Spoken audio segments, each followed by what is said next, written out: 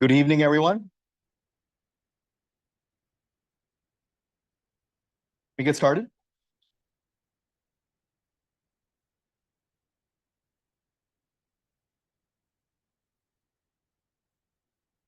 Hi, everyone, and welcome to this event. My name is Ananth. I'm a professor of economics at UW-Madison, where I hold the Mary Sue and Mike Shannon Distinguished Chair. I'm also the director of the Center for Research on the Wisconsin Economy, which is housed within the Department of Economics in the College of Letters and Science. So CROWE effectively has its charge is essentially promoting market economies, market-based research on various issues. So this week, we just put something out on tariffs, which it turns out that sustained tariffs can have a really negative impact on the economy. We wrote something on tax reform in the state of Wisconsin a few weeks ago. We also opined on the REINS Act, administrative rules. So those are at least three of our most recent reports. But another important activity that we engage in is events such as these to bring a different perspective on campus. And I'm just delighted that this event is co-sponsored with the Tommy Thompson Center. I know where Alex is. Alex, thank you for your support. And so this is an event co-sponsored with the Tommy Thompson Center. Deeply grateful to him for his support. So today's event, today's speaker is Heather McDonald. Heather is the Thomas W. Smith Fellow at the Manhattan Institute, a contributing editor of City Journal and the New York Times bestselling author of The War on Cops. She's a recipient of 2005 Bradley Prize. Heather is a prolific author whose most recent book, When Race Trumps Merit, How the Pursuit of Equity Sacrifices Excellence, Destroys Beauty, is that right? And Threatens Lives, explains how disparate impact thinking is jeopardizing scientific progress. The Diversity Delusion, How Race and Gender Pandering Corrupt the University and Undermine Our Culture, argues that toxic ideas first spread by higher ed have undermined humanistic values, fueled intolerance, and widened divisions in our larger culture. Heather has written many books. They're about big subjects that are the heart of the crises of America. If you want to understand these subjects and to define precisely what the core substantive issues are, what the main arguments are, and what the facts are, I encourage you to read Heather McDonald. Heather holds a BA in English from Yale, graduating with a Mellon Fellowship to Cambridge, where she earned a master's degree in English. She holds a JD from Stanford Law School. Please join me in giving a warm Wisconsin welcome to Heather McDonald.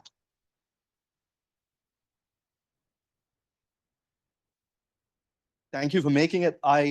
When I first invited Heather, she said, March ain't spring. And I said, my spring semester starts in January 26th. And Tammy knows the answer to that. So you, California girl, you studied literature, undergrad, Yale and Cambridge. Please tell us about that. What did you learn?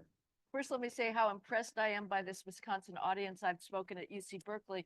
There you're on Berkeley time, which is 10 minutes late from whatever it's supposed to start. You guys start absolutely promptly. Very, very impressive. Punctuality is one of these bad values we've learned in the diversity regime. And I also appreciate people coming indoors on this first day of Madison Spring. It's absolutely gorgeous. Going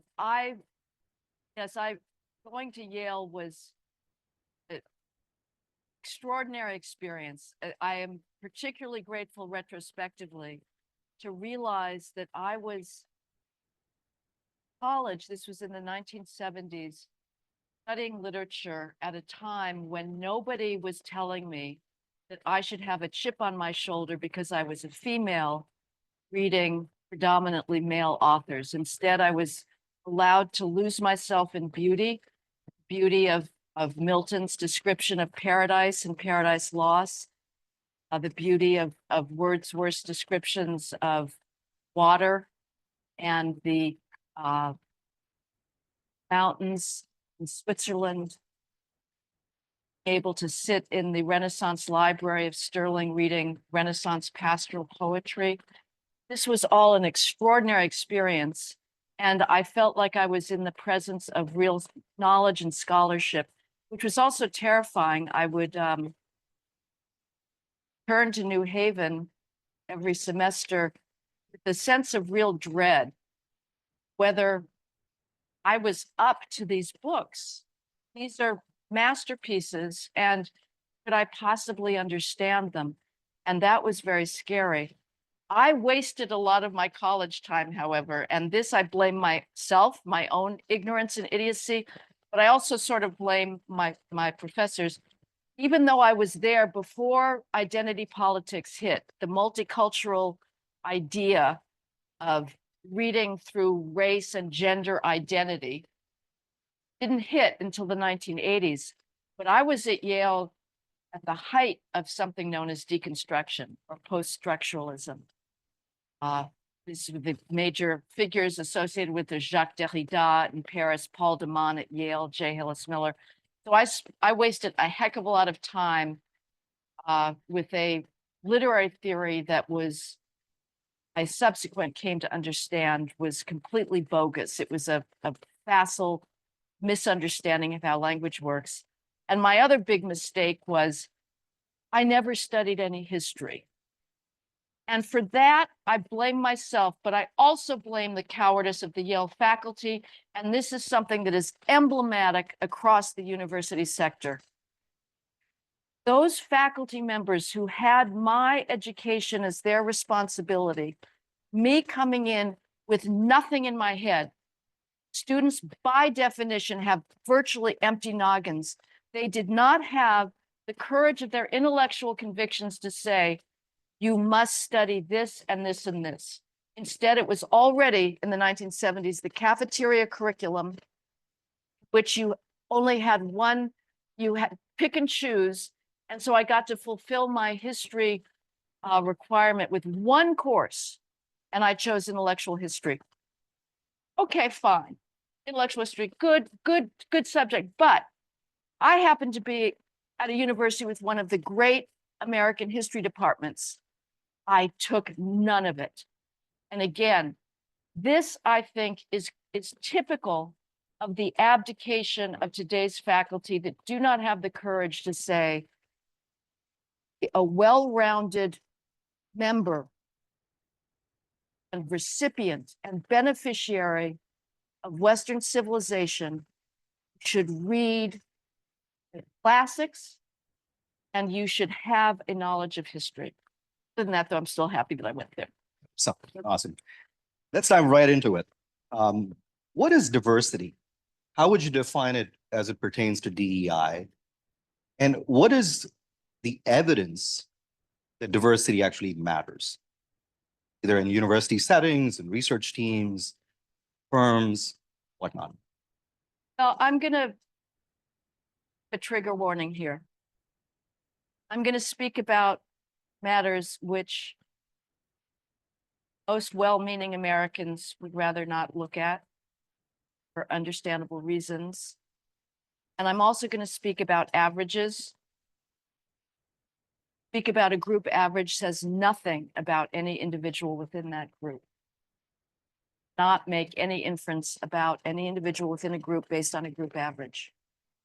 But I'm going to decode diversity. Diversity predominantly in practically every setting, it's used now in a very way to mean a whole bunch of things, but at core, entire diversity agenda about problem of the academic skills gap, about racial preferences.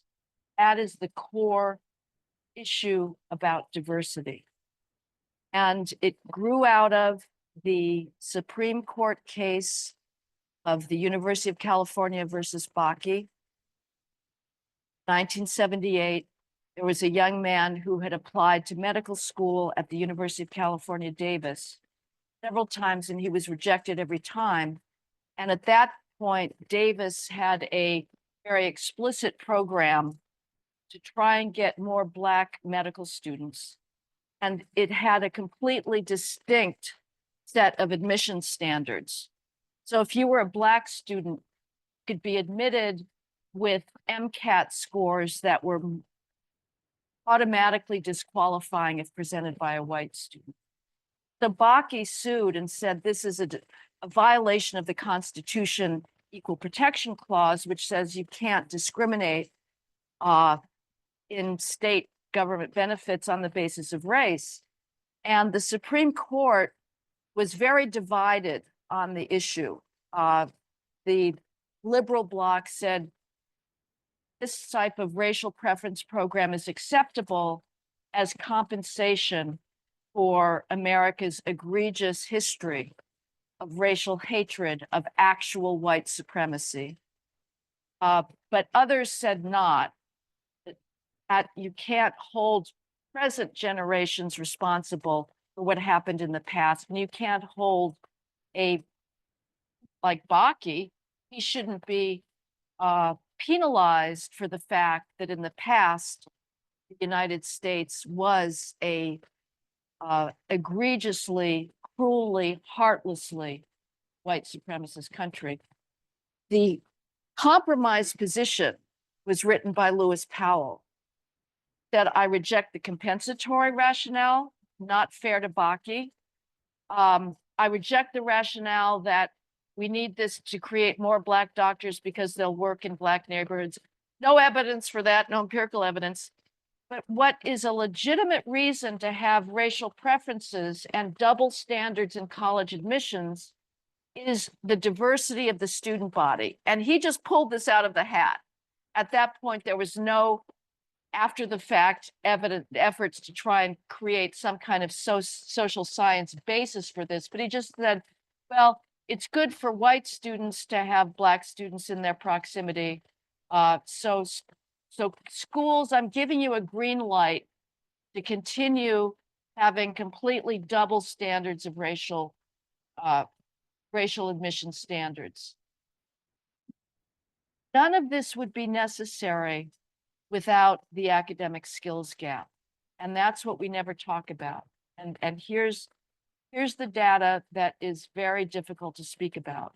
But this is why we have this entire diversity infrastructure at the University of Wisconsin-Madison and every other college today. Average Black SAT score in 2023 of combined math, English, 1,600 perfect score, 800 on each math and English perfect score. The average Black score in 2023 is 907. That's a little over 450 on math and science. It's very low. The average Asian combined score over 1,200. That means that if you maintain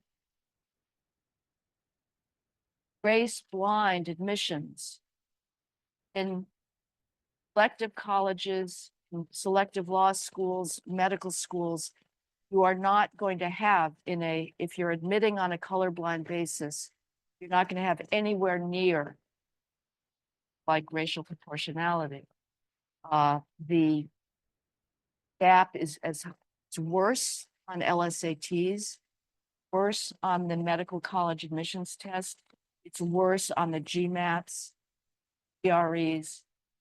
These gaps begin early. 66% of all Black 12th graders not possess even partial mastery. 12th grade math scores defined as able to do arithmetic or read a linear graph. 66% Black 12th graders do not possess even partial mastery. So if we're setting out with the assumption that the lack of racial proportionality in a student body or a faculty, by definition, the proof of racism, that's simply fallacious. It's not the case. Every year in the STEM fields, number of Black PhDs who graduate the STEM PhD ranges from 0% to 1% of those fields. Again, in the height of the George Floyd mass psychosis, people said, we're a racist company because we don't have 13% Black computer engineers. That's mathematically illiterate. You cannot do at 13%. So the burden of diversity departments cover up the racial skills gap, and to come up with a different explanation. What I'm anticipating, I think, some of our later discussion, but big problem, the tragedy, racial preferences. And again, there's not a selective school in the country that is not exercising massive double standards in admissions. They're admitting so-called underrepresented minorities with vastly different levels of academic skills. Nobody is saying underrepresented minorities, Black and Hispanic and Native American students should not go to college and go to college under the same conditions as everybody else. Don't have the burden of being catapulted into an academic environment for which you're not competitively qualified. What happens is those racial preference beneficiaries are brought into schools for which they're not yet prepared, and they struggle, understandably. I would too. If MIT decides it needs to increase its gender equity and admits me 650 on my math SATs, and all my peers at MIT that were admitted on their merits, not on the basis of their sex, which is utterly irrelevant because being female is not an accomplishment. My being female should earn me no privileges anywhere. And I know it does all the time. But if I'm admitted to MIT with 650 on my math SATs and my peers have 800, I'm going to struggle in my freshman calculus class. I would have done fine at Brown University, Boston College or Boston University. But at MIT, I shouldn't be there. Diversity bureaucrats are going to come to me at MIT and say, victim of systemic misogyny. You're feeling out of place here. It's because you're in a sexist environment. And the diversity bureaucrats exist.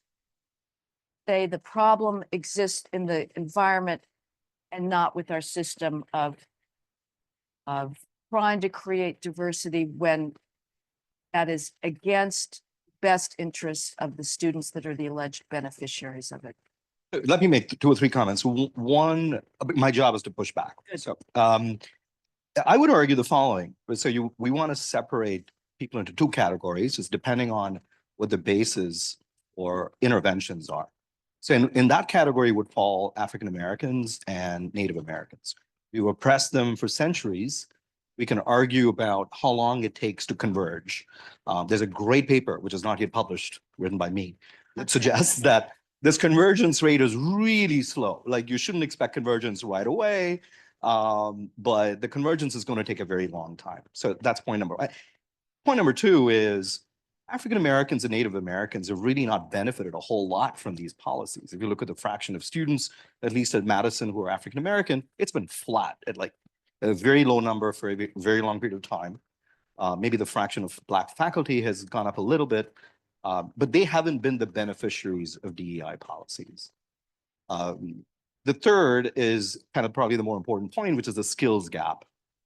It starts off very, very young, and it just expands and fans out as you age, right? So if you actually want to make a dent, if you actually want to intervene in a way that's going to be productive, you want to do it when young, to have a big impact at the age of 0 or -1 or 4 or 5, as opposed to 18 or 20, which is a bit too late. So I'll give a little more nuance of an argument. So I actually just wanted you to define diversity, but you've answered many other questions that I was going to ask. But you've just made my point. I would not disagree with that, that it's too late by the time you get to college. If this worked, that would be fine. Now, if it turns out that you could take somebody, admit him to college with a standard deviation of test score difference and put him into an academic environment. Again, I ask all of you, do you like to be in MIT when you've got it's at least a standard deviation below your peers in your math skills. I think that's asking for mental anguish. And if it worked, if there were students that you catapulted them outside and they all of a sudden it would work, that would be one thing, but it doesn't.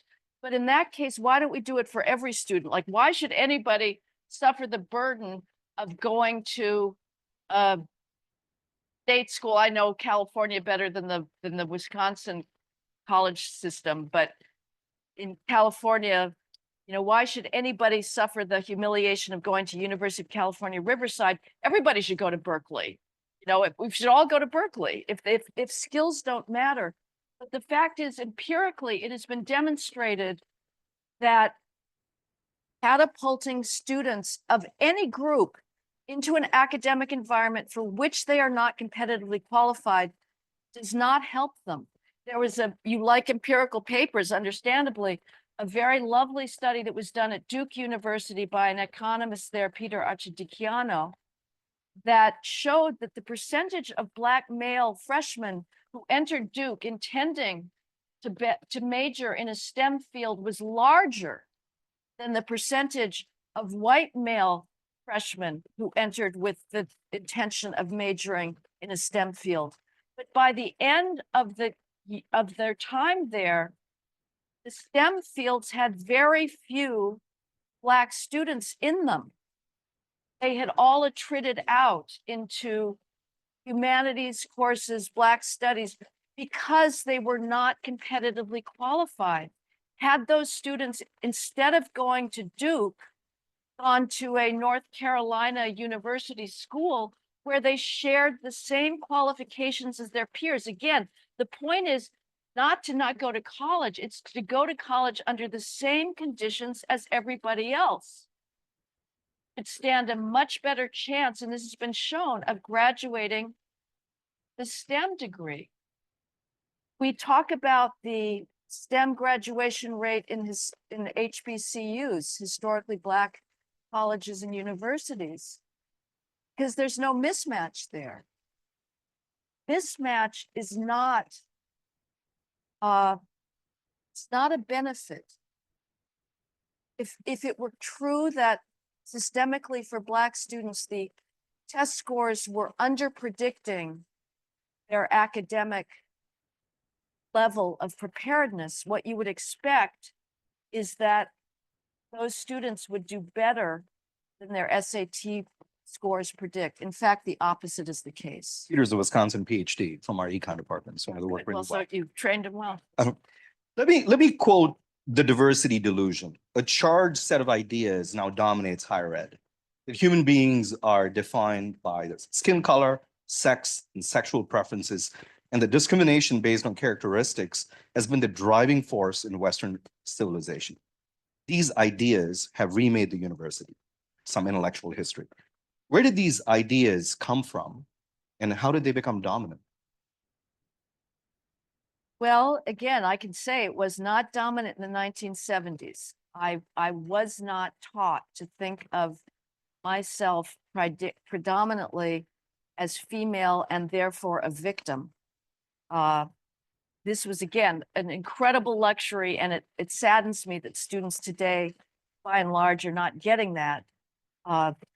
There was a sense that all works of civilization were open to everybody equally, that didn't seek any kind of gender coding or race coding, and that the products of the human mind are universally available. This is an extraordinary strength that embodied most perfectly and beautifully, obviously, in the sciences and math that should be free from any sense that there's a Black way of doing math or a female way of doing math. No, there's a human way of doing math that can unite. It's a universal language. But now the diversity, again, I'm using the phrase in a very broad sense, you have amazing claims that math is per se racist or sexist. Science is. You have science associations saying that science is racist, sexist. This is preposterous, absolutely preposterous. Science has liberated human beings from the condition of humans for millennia, which is premature disease, poverty, squalor, tragedy of death and childbirth. I think the idea is that identity trumps everything else, defined in a very narrow way. No, we often hear about cultural Marxism. I think Marxism is much more interesting than what we've got now under cultural Marxism. It was kind of interesting, like labor, your labor economics, labor versus capital. Those are interesting distinctions. That means something. Are you a railroad worker? Are you a farmer? The great tradition here at University of Wisconsin-Madison of the workers' movements, the sense of the Grange, all that, the progressive movement that was what people did for a living, what they did with their hands. Those are interesting identity categories. Sex, not particularly interesting as far as I'm concerned. Again, I don't deserve any points for being female. Race, not particularly interesting. Sexuality, hetero, homo, not particularly interesting. But this came about, I think, in part because of our lingering comfort with the fact that we were not closing the academic skills gap, that the civil rights progress, the progress of Blacks seemed to have stalled out. And so we needed explanations that were global. And the explanation is that this is a systemically racist society. Now, again, I am not going to deny, I think sometimes conservatives have a little bit of a whitewash about American history.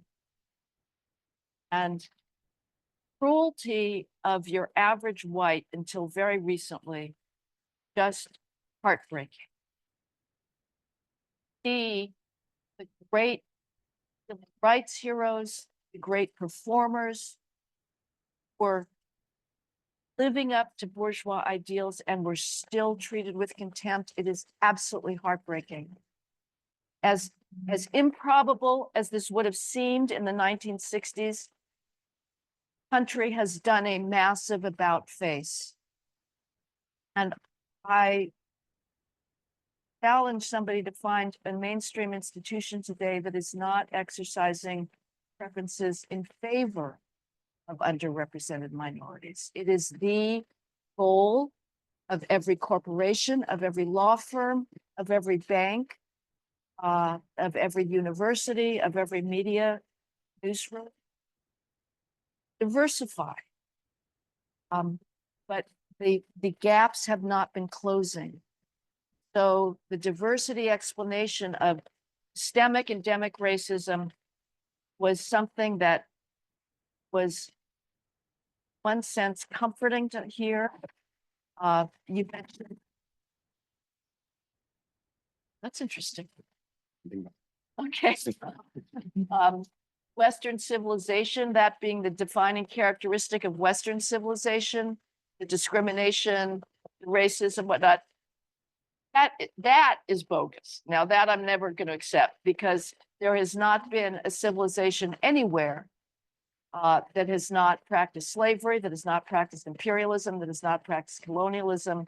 The only difference is your degree of technological capacity to carry out those at will. But the idea, and you phrase it accurately, that this was something that the West imported into the rest of the world, which was otherwise tolerant, rights-filled,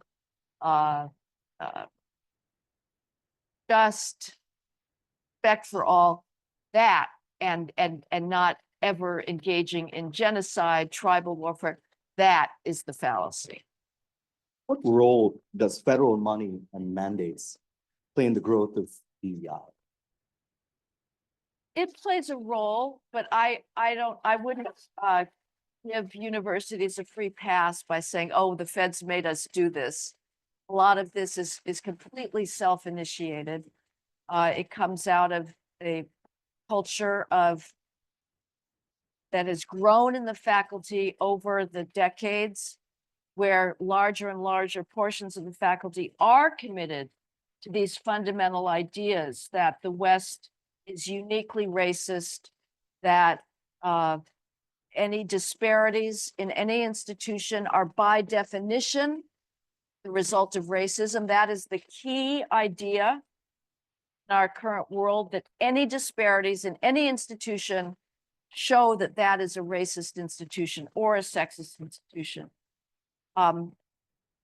And that is something that has grown, I think, autochthonously within the universities. Feds keep the money flowing, but I don't think that they have been the driving force behind that. More recently, there's been a push towards cognitive diversity. Seen a few tech firms pushing that line. Is that the kind of diversity you would be in favor of? I would retire the word completely. I would just substitute merit, excellence, and choosing the best possible candidates you can get. I think, yes, there's debates, I'm sure, within the industrial psychology literature of how you define that. But, and I know that even in science, there's debates about that. But by and large, I would trust gatekeepers to be able to spot talent when they can find it. There was a diversity officer in Apple who got in a lot of trouble and ultimately got fired in the post-George Floyd era by saying that, like, a room full of 20 white males could be as diverse as you need. Because, again, let's not assume that being a white male tells you what you need to know about that person.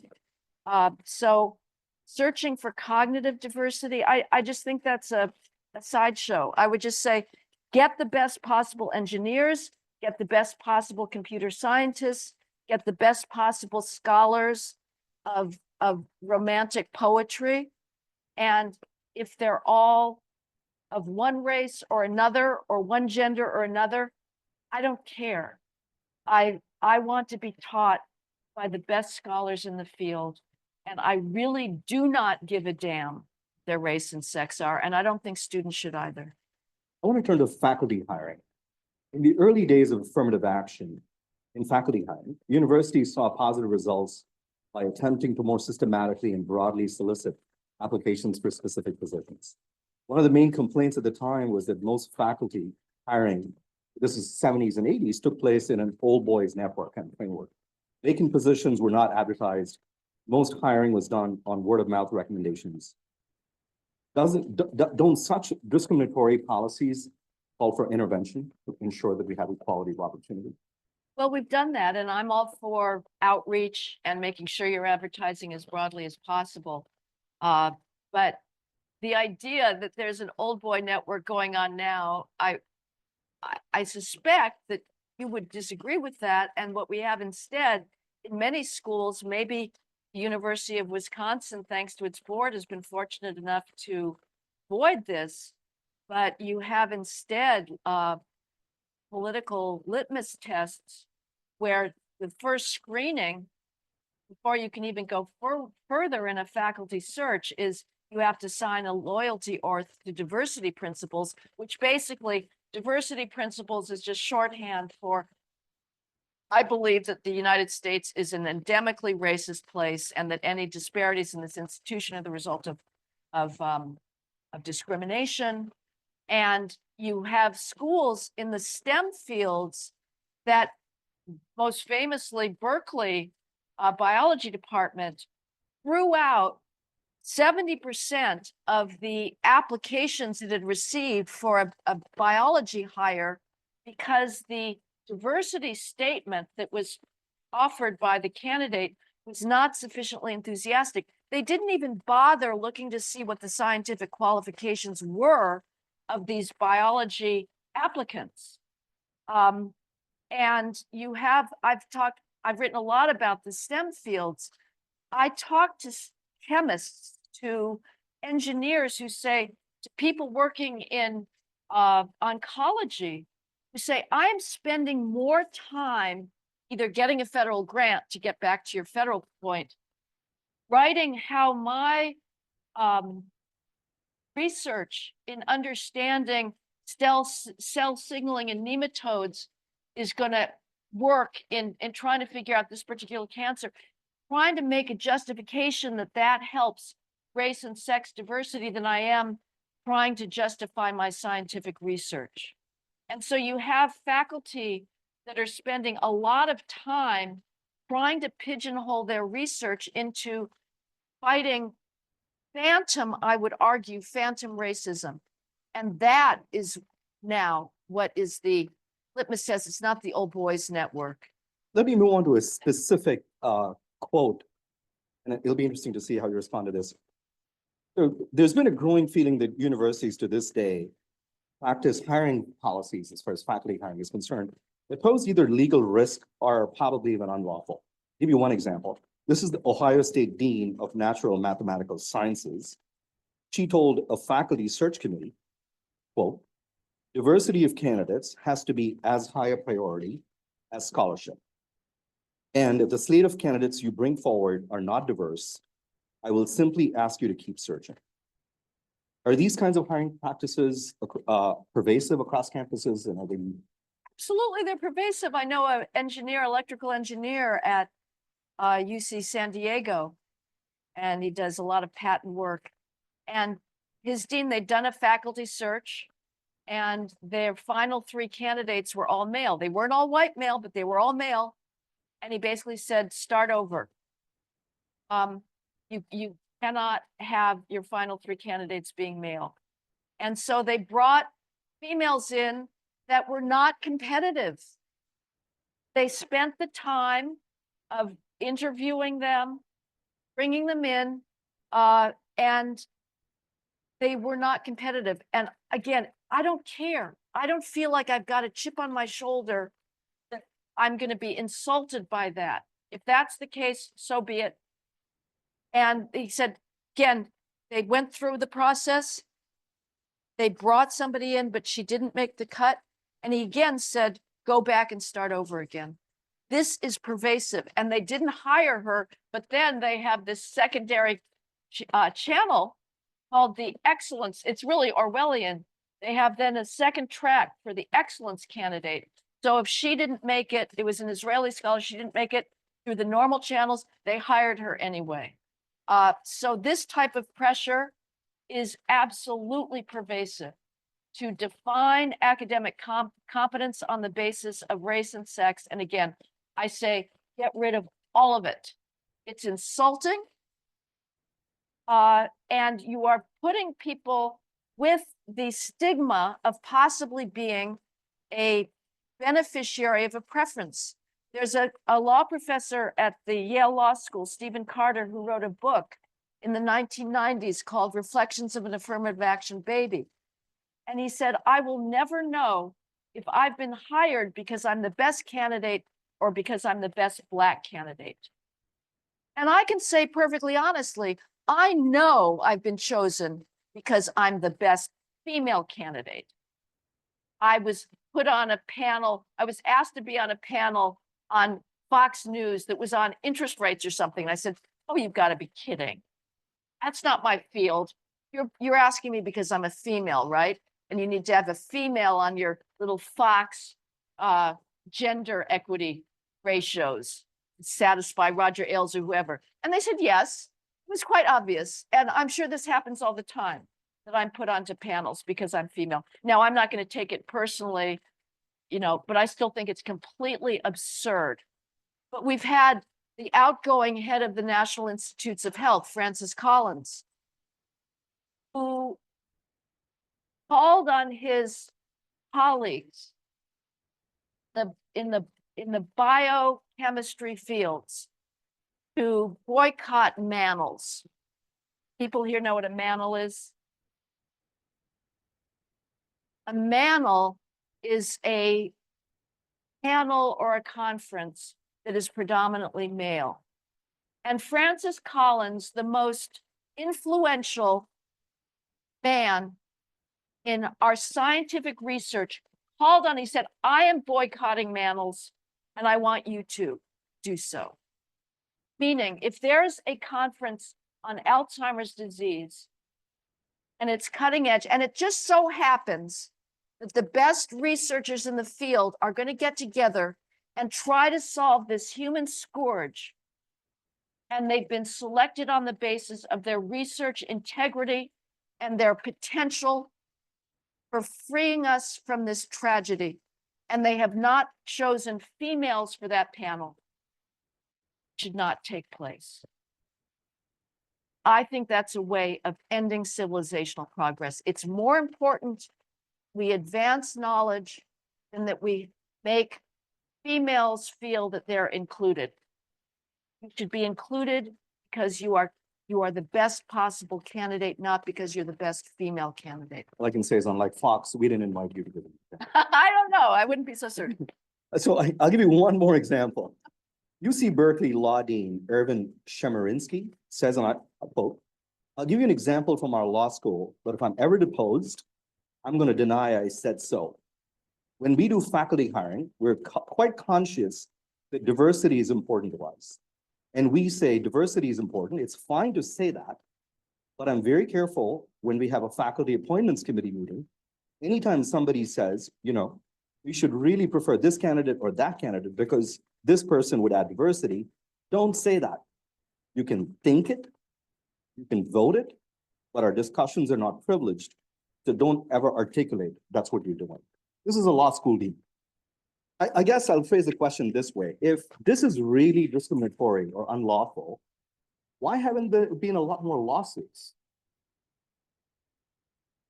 It might be the plaintiffs feel like they're not going to get a sympathetic hearing. You know, if you're a white male bringing a lawsuit in certain jurisdictions, it's like, well, you're by definition guilty of systemic racism, so why should we listen to you? They probably don't have access to those faculty meetings, but again, like you guys, now maybe in economics, you're free of this to a certain extent, but I mean, this is just standard stuff. I know people at UCLA law faculty, Northwestern law faculty, University of Chicago law faculty. This is the name of the game. It's only about this.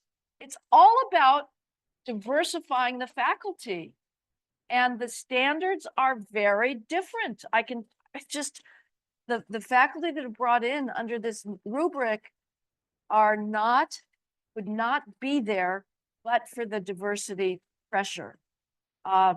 So I just saw an interesting recommendation that the department, to the extent it still exists, should insist on putting some of its lawyers into faculty hiring committees and listening to what's going on, you know, and make this transparent because it is going on.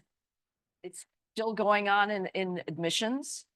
Unfortunately, the Supreme Court decision allegedly banning racial preferences, SFFA v. Harvard, created a huge loophole to drive a truck through, which said, well, you can look at the freshman essay, the applicant's essay. And if they talk about the awfulness of being a minority and how that's affected them, that can come in. So we can smoke out the racial preferences and the gender preferences and what other preferences. You're demanding transparency and admissions data. Faculty, it's a little harder because of there are more qualitative factors you can use as a cover, but nevertheless, I hope that there will be more demands for transparency and more pressure brought to bear on the fact that the university is the life of the mind, and the minds, we are all free. We can all communicate on the basis of our humanity, and we should not be limited and pigeonholed on the basis of the trivialities of race and sex. I want to move on to how in some instances, DEI initiatives don't get to the crux of the matter. So there's great expose by New York Times Magazine, published, I think, in October of last year. And according to the New York Times review, this is a review of the University of Michigan's DEI policies. It says, and I quote, DEI theory and debates over nomenclature sometimes obscured real-world barriers to inclusion.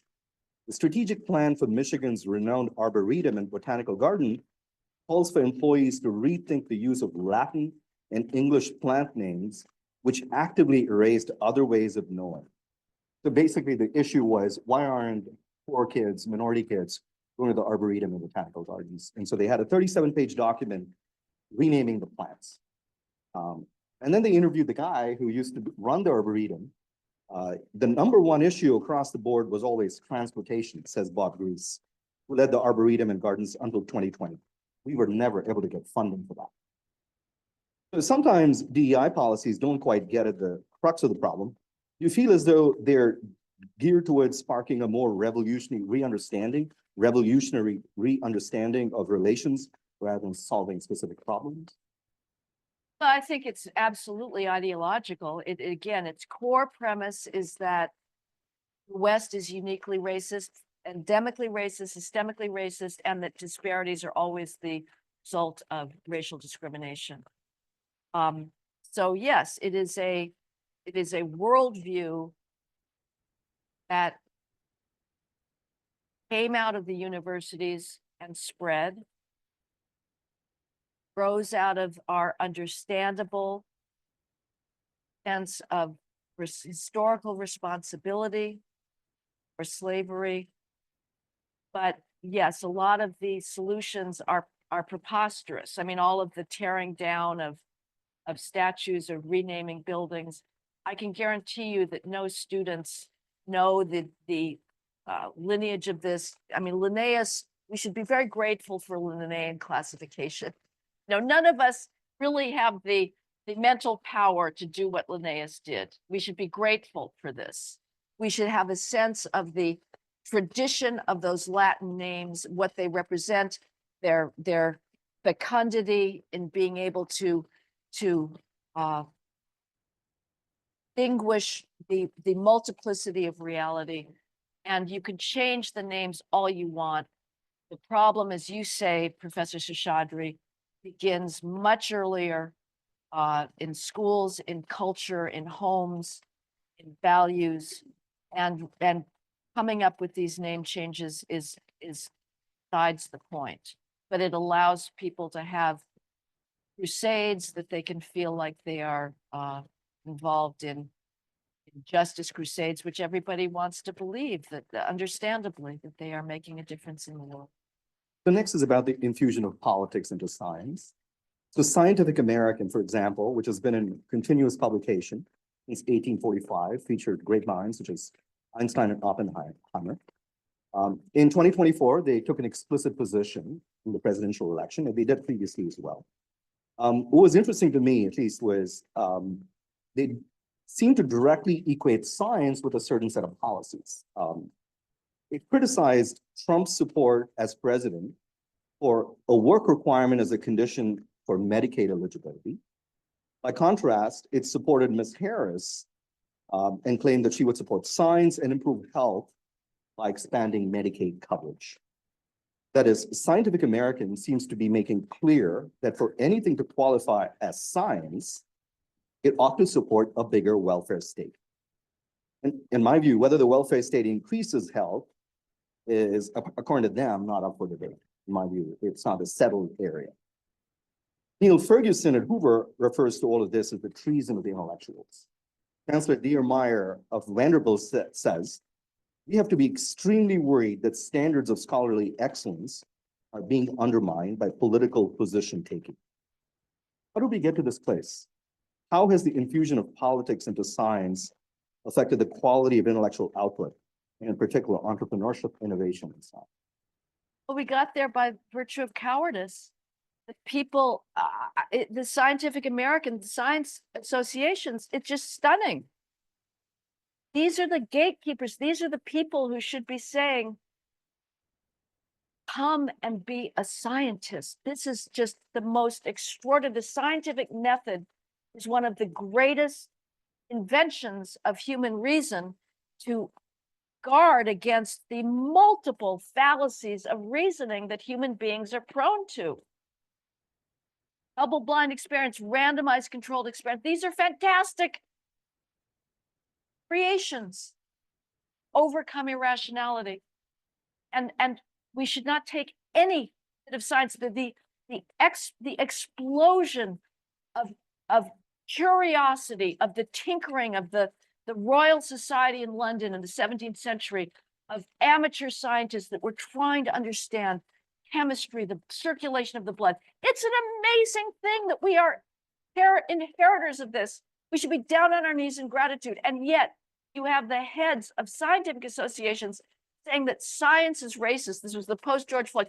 It's incredible to me, incredible, because they don't have the courage to stand up and say, we are not going to go along with this diversity ideology. We are going to defend the extraordinary accomplishments of Western civilization. And we are going to tell students, follow us here. Use your minds. Is richness, this is beauty, this is creativity. And instead, people that run Scientific American, they know where the academic accolades come from, and they're cowards. They're not willing to stand up to this. As far as how this affects entrepreneurship, up until recently, the big firms were also in the throes of diversity. They've thrown them off, but you could sort of get under the radar if you were smaller and starting as a startup, and you could hire at will. You didn't have to worry about bean counting and the irrelevancies of sex or of race. You could be entrepreneurial, but generally, it's a very I didn't know that Scientific American had weighed in on welfare policy. That's totally bizarre, and they know nothing about it, so they should just shut up. I have at least 3 more questions before I want to end this. So, according to CNN's Fareed Zakaria, America's top universities should abandon their long misadventure into politics, retain their gaze on core strengths, rebuild from reputations as centers of research and learning. We have gone from centers of excellence to institutions pushing political agendas. American universities have been neglecting a core focus on excellence. And the most obvious one that he points out is a lack of diversity, political diversity on college campuses. At UW-Madison, I believe 99.1% of faculty dollars flow to Democrats. I think it's Alex's paper.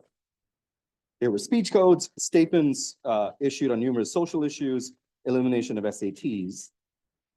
What do you think universities could do to have more intellectual diversity? Are you concerned by all of this? Should we have DEI for conservatives? No, I'm against any kind of set aside, and that's a really tough thing to crack. Because you don't want to be branded the conservative scholar. You want to be the scholar. And so if you have set asides for conservatives, there's going to be that same stigma.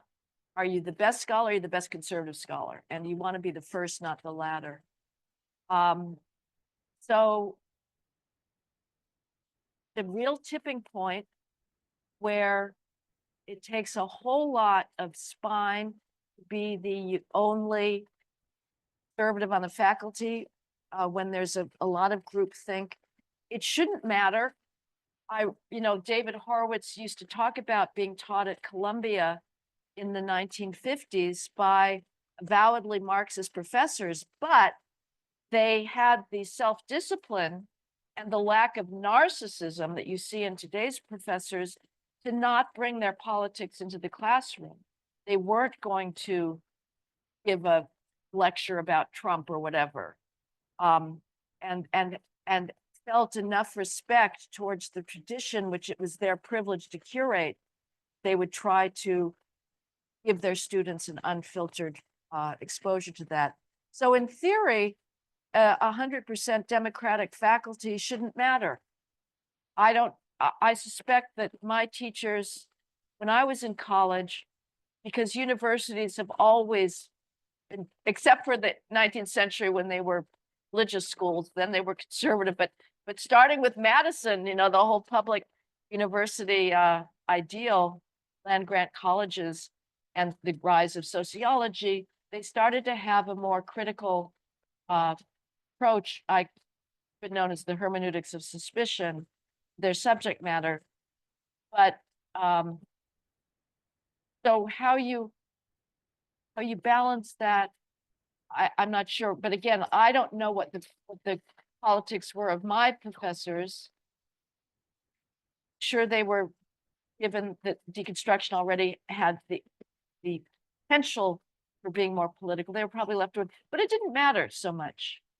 It didn't matter because my freshman English professor, I was allowed to read Chaucer and Spencer and Milton and Alexander Pope and Wordsworth and Wallace Stevens and Shelley, Coleridge, basking in the beauty of that language.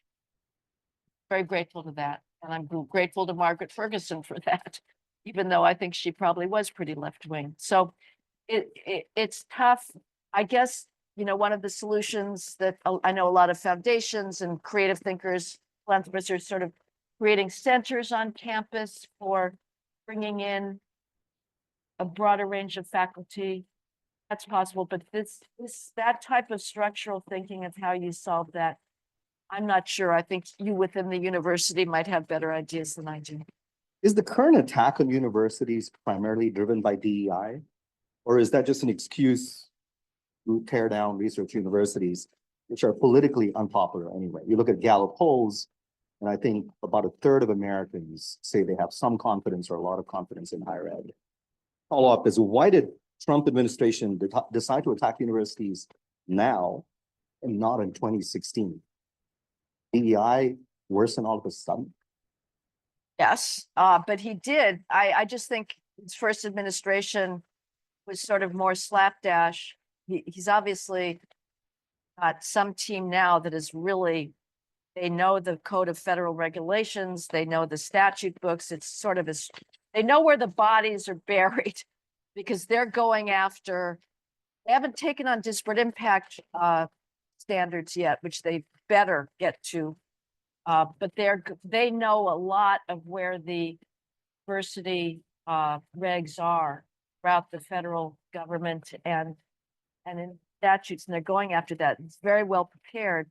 But no, the animus against universities is precisely the perception that they have cast aside their fundamental obligation to pass on the inheritance of Western civilization with gratitude and joy, favor of a very narrow and very questionable view of Western civilization. If there was still confidence that universities were living up to their highest ideals and highest mission of teaching students why they are the luckiest people in human history, the beneficiary of this tsunami of creativity, then there would not be the backlash against universities. But it's very much tied to their tragic diversion into a very narrow and very crabbed view of politics. Ask questions. I worry that the conservative movement in its current form is destined to even more alienate folks at universities who are inclined to support it. The cuts seem arbitrary and will set back scientific research for a few years. In my view, let's not throw the baby out with the bathwater. Philosophy, art, literature, history are really important. So is the NIH and is the NSF. Let's teach students in ways that don't indoctrinate. Let's teach students in ways that don't indoctrinate them into hate, and punish professors with hidden agendas who use their position to undermine social cohesion. But I get that there wasn't a perceived natural course correction. Where do we go from here? how does a university like UW-Madison convince the public that we truly are in the pursuit of excellence while ensuring that we convince one and all that we don't discriminate against anyone? I would say the University of Madison, the region should announce that from here on in, care about one thing in faculty, knowledge. Have you shown us that you are devoted in your life, your field of research, and you will pass that on to students? Not care about the trivialities of your identity.